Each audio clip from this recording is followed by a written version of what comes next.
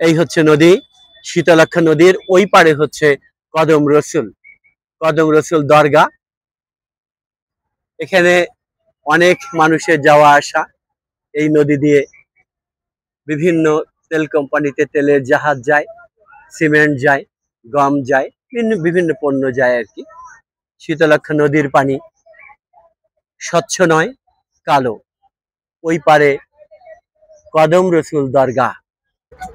ঘাট থেকে নৌকায় উঠলাম, লেখা আছে বাংলাদেশ অভ্যন্তরীণ নৌ পরিবহন কর্তৃপক্ষ, হাজীগঞ্জ খেয়াঘাট। অনেকে বলে নবীগঞ্জ, আসলে না, হাজীগঞ্জ খেয়াঘাট। এটা নদীর ওই পারে হচ্ছে নবীগঞ্জ। এক নৌকায় কত মানুষ দেখেন।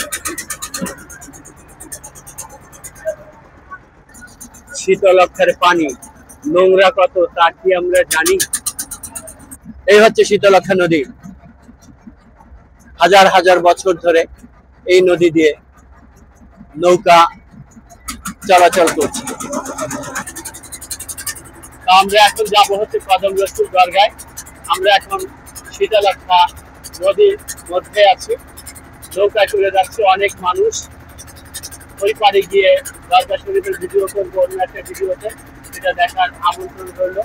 কিন্তু এখন তো হচ্ছে জোয়ারের সময়, যার জন্য এই পানিটা মোটামুটি স্বচ্ছ আছে।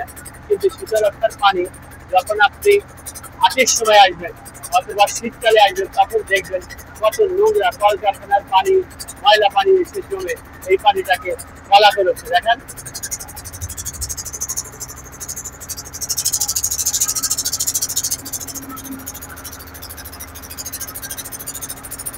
শীতলক্ষ্যা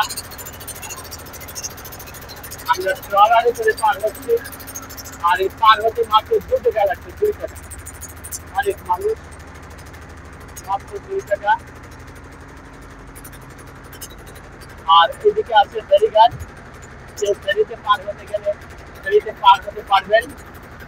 যেহেতু দুধারাঘাট থেকে নৌকায় মাত্র 2 টাকা, তা মনে হয় ফেরিতে কোনো টাকা নেবে না। এদিকে চলে গেছে হচ্ছে কাশপুর ব্রিজ, একেবারে এদিকে উত্তর, এই উত্তর দিকটা চলে গেছে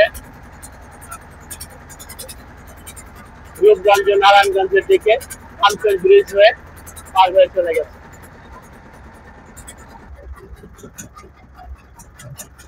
ওই যে অনেক দূর থেকে হলুদ পতাকা দেখা গিয়েছিল কদম রসুল দরগার।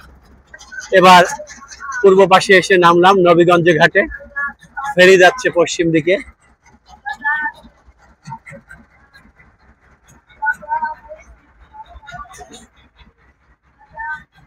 শীতলক্ষ্যার পানির দূষণ রক্ষা করতে প্রত্যেকটা ফ্যাক্টরিতে ইটিপি ব্যবস্থা থাকতে হবে, যাতে ওই বর্জ্যটা এই পানিতে না আসে।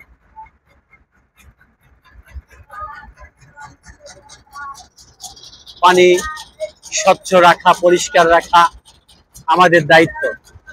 সরকারকেও বলবো, নদী গবেষণা কেন্দ্র থেকেও বলবো, তারা যেন এই নদীর পানি, সব নদীর পানি পরিষ্কার রাখার জন্য, দূষণ মুক্ত রাখার জন্য কাজ করেন।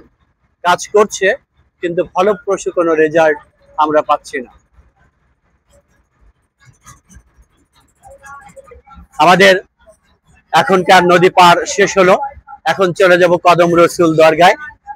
আর নদীটাও দেখালাম, নদীর পানি দূষণের কারণও দেখালাম। নবীগঞ্জ থেকে, অর্থাৎ শীতলক্ষ্যার পূর্ব পাড় নবীগঞ্জ থেকে আমি রবিউল মাশরাফি। ধন্যবাদ সবাইকে।